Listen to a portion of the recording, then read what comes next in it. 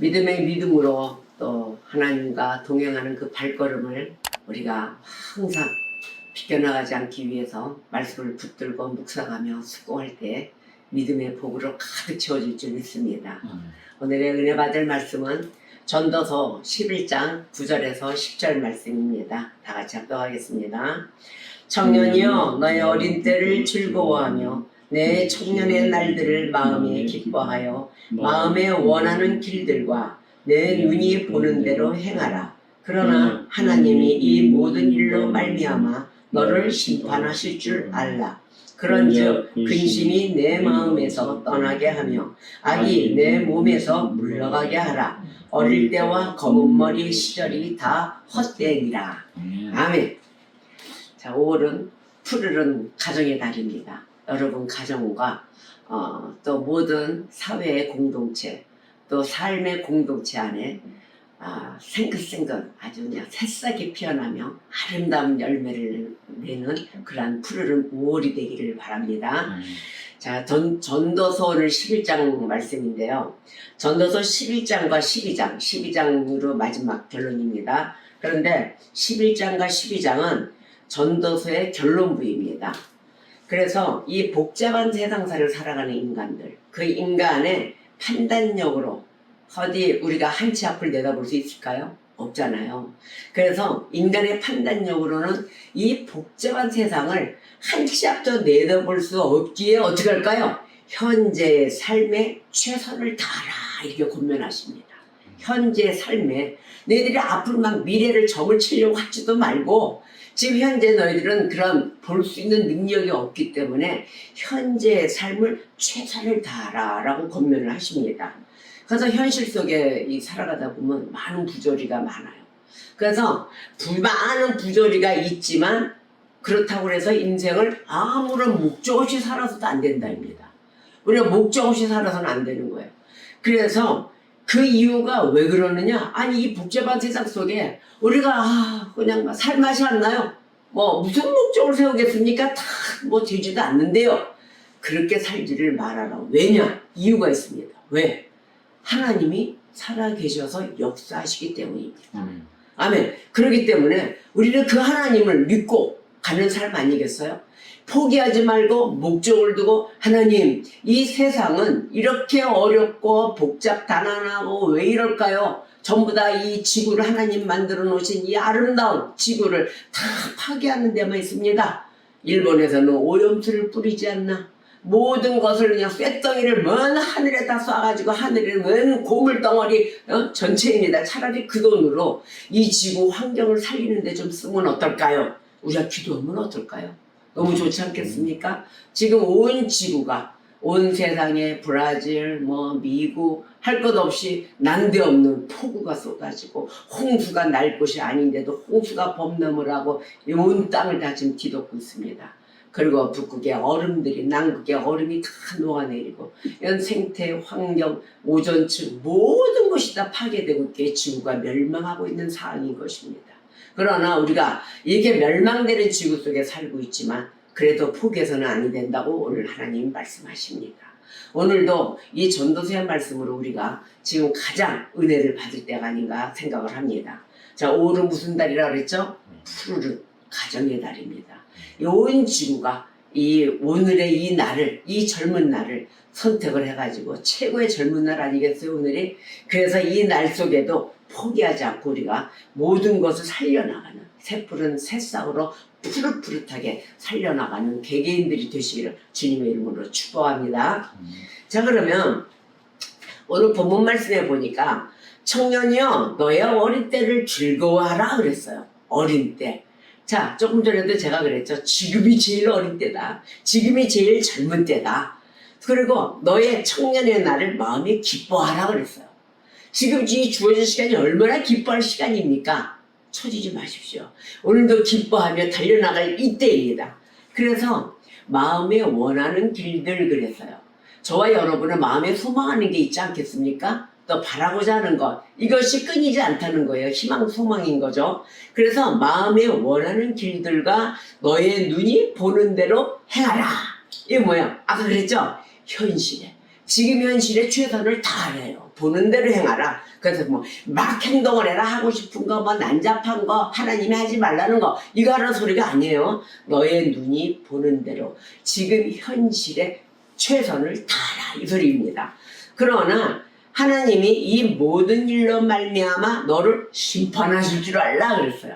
너가 어떻게 행동하고 살아가는지 이것은 꼭 결론에 가서는 내가 심판을 할 것이다.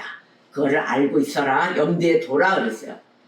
그래서 근심이 너의 마음에서 떠나가게 하며 악이 너의 몸에서 물러가게 하라.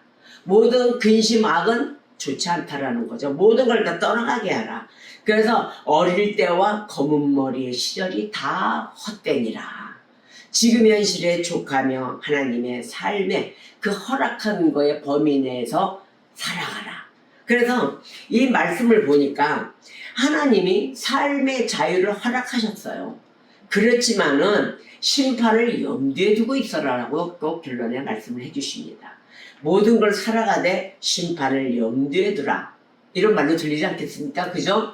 그러면 지금 젊은이는 분별력과 현실성을 가지고 삶을 살아야 하는 것입니다. 젊은이 누구라 그랬어요? 저 여러분이에요. 모든 아이가 청년기 또 그다음에 중장년 이런 모든 그런 소통할 수 있는 모든 과정을 걸어가지만 우리 모두는 나이가 어리다고 해서 젊은 것이 아닙니다. 우리 모두가 다 젊은이들입니다. 지금 현실에 서 있는 자들은. 그래서 분별력, 현실성 가지고 살아야 한다. 그 삶의 의미가 있다. 그래서 어떤 삶을 우리가 제대로 살았는지 그것은 하나님이 나중에 심판하신다. 하나님이 재판관으로서 땅땅 망치들고 계십니다. 자, 그렇다면 전도자가 오늘 전도서에서 이야기할 때 전도자는 젊을 때 행복을 누리라 하고 공고를 해요. 젊을 때 행복을 누리라. 그래서 젊음은 지나가고 다시 오지 않기 때문이다. 이 시간이 지나면 이 시간은 지나갈 시간은 다시는 오지 않는다. 그러니까 지금의 이 시간 내가 가장 젊었을 때 행복을 누리라. 하나님이 주신 이 현실 속에는 분별력을 가지고 행하고 마음에서 근심을 멀리하고 악을 떨쳐버려라. 나쁜 것을 멀리하라. 명심해야 합니다. 우리는 이렇게 살아야 합니다.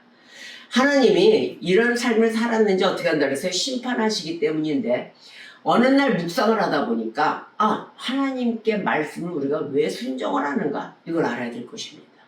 여러분의 삶, 예수 그리스도를 믿고 우리가 주님 품 안에 왔습니다. 회개하죠. 그래서 다시 거듭나 주님의 앞으로 주님의 삶에 동참하기 위해서 회심합니다. 그런데 왜 즉각 순종이 이루어져야 되는가? 자, 제사보다는 순종이 최고의 하나님께서 기뻐하시는 것이라 그랬단 말이에요. 왜 순종을 해야 되는가 여러분 생각해 보셨습니까? 저는 한번 묵상을 하는데 내가 하나님 말씀에 즉각 순종을 하며 살아가야 되는 그 기쁨이 무엇일까 한번 생각을 해봤어요. 저는 하나님께 순종을 함으로 인해서 복을 막 받는 것 같아요. 제 느낌이. 복을 막 받고 그리고 하나님이 기뻐하시는 것 같아요. 하나님이 기뻐하시면은 저는 하나님 말씀에 들어오잖아요. 하나님께 기쁨을 올리는 자, 또 하나님을 기뻐하게 만드는 자, 그 자는 인간에게도 칭찬을 받는다 그랬어요. 사람에게도 칭찬을 받는다. 왜 그럴까요? 하나님을 기쁘시게 하잖아요. 하나님은 사람을 통해서 역사하십니다. 그래서 그 사람을 통해서 칭찬을 주시는 거예요. 그래서 칭찬은 고래도 춤을 추게 한다. 그러니 매일이 기쁘고 행복하지 않겠어요? 저는 삶을 고귀하게 살고 싶어요. 너무도 주님을 만나기 전에는 너무도 막된 생활을 했기 때문에 지금은 주님 품 안에서 이 귀한 시간에 이 시간 주어진 시간 이 현실을 놓치고 싶지 않습니다. 그래서 아주 귀하고 아름답고 이쁘게 살아가고 싶어요. 여러분 주님 품 안에서 또 그리스도 안에서 이렇게 저와 여러분이 행복하게 살아가기를 바라겠습니다. 자, 그러면 전도서 11장 7절에 보니까 빛은 실로 아름다운 것이라 그랬어요. 빛은 실로 아름다운 것이라 눈으로 해를 보는 것이 즐거운 일이로다. 아멘. 오늘 아침에 눈을 뜨고 하나님 오늘도 저에게 사명감을 주셔서 눈뜨게 해주셔서 감사합니다. 하나님 이 사명이 또 오늘 하루 마치는 시간까지 주님 함께 주셔서 아주 감당할 수 있고 기쁨으로 모든 것을 받아들일 수 있도록 제 옆에서 제 안에서 역사하여 주시옵소서. 우리는 이렇게 매일 하고 눈을 뜹니다. 자, 어느 가정에 일어난 일을 제가 잠깐 예시를 들겠어요. 장로님의 가정이에요. 어느 장로님의 가정인데 이분은 사회에서도 명망이 높으신 분이세요. 그런데 이 가정에 문제가 딱 한 가지 있었어요. 아들. 그 아들의 문제인데 이 아들이 초등, 고딩, 중딩, 고딩 딱 하면서 고등학교 때 이 성격이 나타나는데 고등학교 때 불량 학생으로 자라는 거예요. 그래서 주변에 나쁜 학생들과 어울렸다 뭐 이렇게 얘기하잖아요. 내 아들은요 착했는데 주변에 나쁜 학생들 때문에 제가 나빠진 거예요. 어울려서 이러지만 그렇지 않아요. 본인 스스로가 나쁜 학생이었어요. 그래서 어쩌면 주변 학생들, 착한 학생들을 물들였는지도 모릅니다. 학폭도 일어났겠죠. 이런 말썽쟁이 아들이 있어가지고 장로님이 골머리를 아팠습니다. 이 학생이 어느 날은 이제 학교도 졸업하고 부모 속을 얼마나 새기고 그러고 컸는지 성인이 되었습니다. 고치지 못한 거죠. 그러더니 어느 날 딱 부모님 앞에 나타난 거예요. 아버지, 성인이 됐어요. 아버지, 제가 아버지께 드릴 말씀이 있습니다. 자, 뭐라고 얘기했냐면은 제가 앞으로 이 사회생활에 있어서 어떤 성인으로서의 사업을 해야 되는데 제가 사업할 계획이 있습니다. 제가요 나이트 클럽을 차리려고 해요. 딱 그런 거예요. 그 아버지가 화들짝 놀라지 않았겠습니까? 나이트클럽 요즘 뭐 버닝썬 사건 옛날에 많이 났잖아요. 그런 나이트클럽인 거예요. 아이들이 젊은 청년들이 매일 밤마다 와서 술 먹고 그냥 아무런 생각 없이 또 마약이 이루어지고 이런 세상 속에 있는 거 아닙니까? 거기를 그걸 차리겠다고 하는 거예요. 이것이요. 아주 그냥 장사가 잘 되고 돈벌이가 엄청나게 좋다네요. 그러니까 아버지 그렇게 하시고요. 저는 꼭 이걸 차리러 갑니다. 그건 아버지한테 허락을 받으려고 온 것이 아니라 아버지께 일방적인 통보를 한 것입니다. 그러니까 아버지 장로님이 주여 얼마나 놀랬겠습니까? 하나님 어떻게 하면 좋겠습니까? 말하면서 그 말만 탁 던지고 나가는 아들을 그냥 보면서 마른 하늘에 날벼락이 떨어진 것처럼 기거를 하신 거예요. 그 아버지가 이제 수심과 슬픔에 가득 찼습니다. 너무도 마음이 아파 속상한 그 아버지. 드디어 그 아들의 나이트클럽 개업날이 온 거예요. 개업날에 촥 그 안에 붉은 등, 사이키 조명 막 부그북 뛰고 음악은 그냥 북적북적 이루어지고 난리도 아닌 이제 개업 준비를 다 하고 오늘 손님 받으려고 아들이 거기에 딱 앉아 있었어요. 근데 그 개업 시간이 됐는데 아니 전부 다 초대장하고 친구들 오라 그러고 막 난리를 펴놨는데 광고도 하고 한 명이 안 들어오는 거예요. 개업 시간이 됐는데. 그리고 문을 열고 한 시간 정도 지는 이럴 수가 없는데 내가 가장 좋은 몫에다가 이 가장 번화가 속에 가장 화려하게 차려놨는데 왜 이 인간들이 하나도 안 들어오는 거야? 그래가지고 한 시간 뒤에 쭉 해서 나가보니까 그 입구 문 앞에서 아버지가 오는 청년들을 다 돌려보내고 계시는 거예요. 너희들 이런 데 오면 안 된다. 여기 손님 안 받는다. 가라.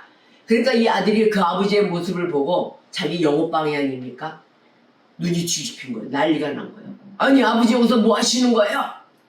그러더니 그 아버지를 이러시면 안 돼 하고 붙들은 게 아니고 아버지를 그냥 주먹으로 어퍼카트 원투 스트레이트 다 날린 거예요.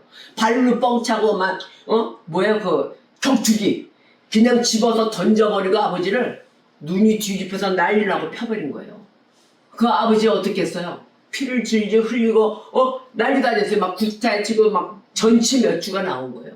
그런데도 이 아버지가 끝까지 간 거예요. 아들아 절대 안 된다. 이거는 해서는 안 된다. 막 다리를 붙들고 아들의 바지가랑이를 붙들고 하소연을 한 거예요. 여기에 오는 아이들이 여기에 오는 손님들이 전부 다 여길 들어가려면 나를 밟고 들어가야 된다. 이렇게까지 하시면서 피를 질질 흘리면서 맞고 계셨어요. 아버지는 아들을 끝까지 포기 안 하고 그 문 앞에서 그냥 피를 질질 흘려가면서 못 일어나는 그 몸을 이끌고 그렇게 버티셨습니다. 그 아들은 어땠어요? 아버지를 무슨 아버지야? 그냥 영업방해인 어떤 길 가는 청년도 그렇게 패진 않을 거예요. 그렇게 패버린 이런 시대의 참담한 모습을 보여줬다는 것이에요. 이 아들은 부모 공경도 없지요. 오직 돈 때문에 어떻게 됐습니까? 이 세상에 험악한 모습을 보여주는 것입니다. 돈으로 인해서 자녀들은 부모의 그런 공경의 자세는 아예 없고 돈으로는 다 배반할 수 있다는 그런 모습인 것입니다. 자, 돈으로 이루어지는 거 보십시오. 돈 때문에 살인이 난무한 세상입니다. 부모는 자식을, 자식은 부모를, 아니면 부부간에도 돈 때문에 이용해 서로 죽이고 난리도 아니고 보험금 타먹으려고 매장을 시키거나 뭐 난리도 아닙니까? 자, 바로 이러한 세상 속에 우리는 살아갑니다. 부모의 소중함을 자녀가 그 어떻게 알겠어요? 그러나 부모는 모든 뼈가 부서지도록 그 자녀를 키웁니다. 자녀가 잘 되기 위해서. 그러나 돈으로 인하여 망가진 이 세상을 우리가 볼 수가 있습니다.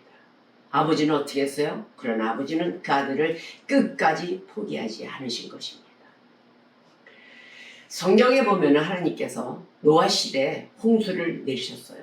그때 하나님이 인간을 만드신 거에 대해서 후회하셨다고 합니다. 자, 그러면 왜 후회를 하셨을까요? 인간의 죄악 때문이죠. 인간의 죄악이 얼마나 극에 달했는지를 알 수 있어요. 후회를 하시고 눈물을 흘리신 거 아닙니까? 그러나 하나님은 후회로 끝난 게 아니에요. 하나님은 지금까지도 인간을 포기하지 않으셨습니다. 독생자, 당신의 아들 예수 그리스도를 보내셔서 어떻게 해서든지 이 인간에 대해서 책임을 지시고 죄에 대해서 구원받기를 원하셨던 것입니다. 지금까지도 일하시고 계시는 그 하나님 아버지를 우리가 생각하면 부모 공경에 대해서는 우리가 절대적으로 잊어서는 아니 될 것입니다. 오늘 전도서 12장 1, 2절을 보겠습니다. 너는 청년의 때에 너의 창조주를 기억하라. 곧 공고한 날이 이르기 전에 나는 아무 낙이 없다고 할 해들이 가깝기 전에 해와 빛과 달과 별들이 어둡기 전에 비 뒤에 구름이 다시 일어나기 전에 그리하라. 때를 놓치지 말라고 합니다. 그래서 젊음과 이 행복을 누리라는 것, 이것은 하나님의 명령인 것입니다. 젊은이는 젊을 때 이 창조주 하나님을 기억해야 합니다. 여러분들은 전도서 12장 1절에서 7절까지의 말씀을 꼭 읽어보십시오. 그래서 하나님이 젊음의 삶을 주신 창조주라는 것, 바로 이것이에요. 이것이 마음에 항상 신비에 새겨져 있어야 되는 것입니다. 우리의 창조주 누구십니까? 하나님 아버지세요. 그러하듯이 행복한 삶을 누리도록 현실에 애써야 되는 것입니다. 나쁜 길 가라고 하겠어요, 부모님들이? 절대적으로 이 길은 길이 아니기 때문에 꼭 삶의 경험, 또 삶의 체험이 있기 때문에 우리한테 좋은 것을 공고하십니다. 왜냐하면 젊음은 지나가지요. 지나가고 노년이 되잖아요. 여러분도 저도 다 노년이 됩니다. 노인 꼬부랑 할머니 돼요. 근데 노년이 되면 누리고 싶어도 이제는 그때 돼서는 누릴 힘이 없기 때문입니다. 하고 싶어도 몸이 안 따라줘요. 다 기력을 다 잃었어요. 그러니 우리가 지금에 주어진 이 시간에 최선을 다하고 살아야 되는 것입니다. 전도서 오늘 12장 7절 흙은 여전히 땅으로 돌아가고 영은 그것을 주신 하나님께로 돌아가기 전에 기억하라. 아멘. 우리가 절대적으로 이 육신적인 안 좋은 것들, 더러운 것들, 부패한 것들은 다 죽이고 영적인 것은 살려야 되는 것입니다. 골로새서에서 말씀하시죠. 지난주에도 이런 말씀을 전달했습니다. 왜? 우리의 영은 하나님께로 돌아가기 때문이에요. 그래서 임종식 소천할 때 아이고 난 기록도 없고 아무것도 모른다 휙 가는 것이 아니에요. 우리가 깨어 있어야 예수님한테 갈 거 아닙니까? 영적으로 깨어 있으셔야 돼요. 그래 주님한테 가는 그 길도 요단강을 건너가 녹록치 않은 그런 길도 씩씩하게 주님을 향하여 걸어갈 것입니다. 그래서 항상 깨어 있어 기도하라. 아멘. 자, 그러면은 젊음은 사라지고 언제나 행복을 누리며 미래를 미루지 말아야 한다. 젊음이 항상 사라지기 때문에 미루지 마세요. 게으르지 마세요. 그래서 사람은 육체가 너무 무너지고 영원한 집, 바로 그것에 가는 존재이기 때문에 영생을 하러 가기 때문에 그 전에 하나님이 주신 삶 마음껏 누려야 하겠습니다. 마음껏 누리십시오. 기뻐하십시오. 어둡고 두렵고 염려에 쌓이지 마십시오. 주어진 것에도 감사하십시오. 현실이 좋은 날만 없다 그랬어요. 어려워도 감사하십시오. 주님이 해결해 주십니다. 자, 그러면 하나님께서는 이 환난을 또 사용하세요. 사용하시는데 왜 그러느냐 하면은 우리가 이 세상을 지나치게 사랑해서는 안 되기 때문이에요. 그것에 빠질까봐 환난도 주십니다. 그래서 우리로 이 세상의 헛된 것으로부터 떠나게 만드시는 거예요. 헛되구나. 하나님 품 안으로 가야 되겠다. 에이, 아니다. 우리가 그러고 돌아오잖아요. 여러분 아무리 가보십시오. 자, 하나님의 방법에는 우리가 이길 대안이 아무것도 없습니다. 그래서 이 세상에 대한 그 올바른 태도, 그 태도란 영원한 것을 우리가 묵상하는 것입니다.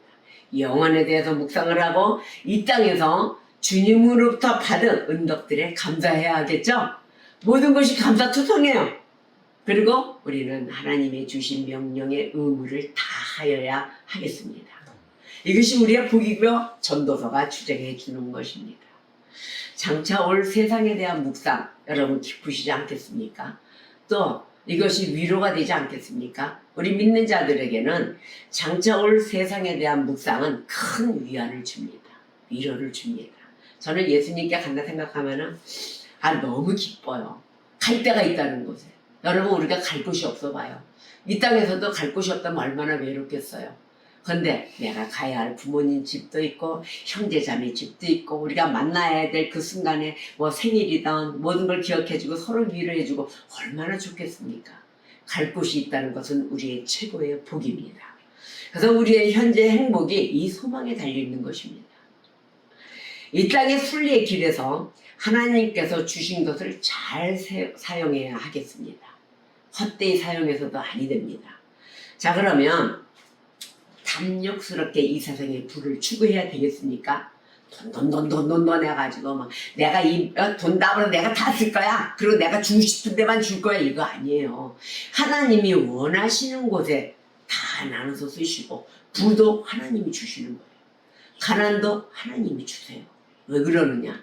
가난 속에서 우리가 너무 많은 욕심과 그 모든 것을 취하지 않았었을까? 아마 깨우침의 시간을 주시는 거예요. 왜? 이 세상의 것을 버리기 위해서. 가난도 축복입니다. 주님께 더 가까이 갈 수가 있습니다. 여러분 부도 조심하십시오. 이 부 가운데 하나님이 원하시는 것이 무엇인가? 너무 주님께서 바라시는 부분이 분명히 있을 것이에요. 그것을 우리가 깨어있어 기도하면서 하나님께 더 다가갈 것에 대해서 우리가 더 묵상을 하며 수고해야 할 것입니다. 그래서 이 땅의 순례의 길, 바로 이 길을 잘 살아야 되겠죠. 하나님께서 주신 것을 잘 사용해야 한다. 그래서 부와 가난이 있어요. 서로 융합이 돼요. 가난한 사람은 부에서 받고 또 그것을 받고 내가 행복해졌을 때 또 가난한 사람 또 주고 맨날 부자만 어떻게 살아갑니까? 가난한 자도 다 있는 거죠. 그래서 서로 도와가며 살아라. 카테고리에 우리는 삶인 것입니다. 그래서 우리는 탐욕스럽게 이 세상의 부를 추구해서는 아니 될 것입니다. 나눔의 복도 있어야 될 것이에요. 그래서 이 땅에 일시적인 것, 이거 다 부이 다 일시적인 것이에요. 일시적인 것들, 이것들은 우리의 부르심을 돕는 도구로 사용해야 되는 것이에요. 모든 것이 다 도구입니다. 그래서 기쁨의 여러분들, 저와 여러분은 기쁨의 도구가 되어야 될 것입니다. 이래도 기쁨이요, 저래도 기쁨인 것이에요. 그래서 하나님은 이 외아들이신 예수님에게 모든 죄를 뒤집어 씌워서라도 죄인인 인간을 구원하고자 하는 큰 사랑을 가지신 분이십니다. 여러분, 이 하나님은 우리가 멀리서는 아니 될 거예요. 골로새서 1장 13절에서 14절에 이렇게 말씀하십니다. 그가 우리를 흑암의 권세에서 건져내사 그의 사랑의 아들의 나라로 옮기셨으니 이랬어요. 그 아들 안에서 우리가 속량 곧 죄사함을 얻었도다. 여러분 속량 되셔야 돼요. 주님 앞에 구속되셔야 돼요. 최고의 복입니다. 우리는 하나님의 사랑을 매일매일 되새겨야 해요. 그 품 안에서 우리는 살아야 돼요. 자, 예수님의 사랑은 이 세상까지도 변화시키십니다. 모든 걸 다 변화시키시는 분이에요. 그래서 이 가정과 사회 그리고 국가까지도 변화시키십니다. 우리는 그 부분의 일원이 되어야 되는 것이에요. 지금 이 현실에 규범이 무너지고 엉망이 된 세상 아니겠습니까? 그러나 그렇다 할지라도 예수님의 사랑은 우리가 속한 공동체를 평화와 자유와 기쁨으로 이끌어 주실 것입니다. 에베소서 4장 32절 보겠어요. 32절에서 5장 1, 2절까지 서로 친절하게 하며 불쌍히 여기며 서로 용서하기를 하나님이 그리스도 안에서 너희를 용서하신가 같이 하라. 또 에베소서 5장 1, 2절 그러므로 사랑을 받는 자녀같이 너희는 하나님을 본받는 자가 되고 그리스도께서 너희를 사랑하신 것 같이 너희도 사랑 가운데서 행하라. 그는 우리를 위하여 자신을 버리사 향기로운 제물과 희생 제물로 하나님께 드리셨느니라. 아멘. 하나님은 이 시간도 여러분을 부르고 계십니다. 5월은 가정의 달입니다. 자녀들은 부모를 공경하는 자들이 되셔야 하는 것입니다. 부모들은 자녀를 노엽게 해서는 아니 됩니다. 또 부부는 서로를 위안해주고 서로를 위로해주고 아름다운 동반자가 되어야 되겠습니다. 우리의 모든 소유가 하나님께 속해 있다는 것을 우리는 잊어서는 아니 될 것입니다. 5월의 가정의 달에 저와 여러분이 언제나 하나님께 복을 받는 그러한 가정이 되시고 서로 하나님의 주신 그 명령에 순종하는 자들이 되시기를 주님의 이름으로 축복합니다. 기도하시겠습니다.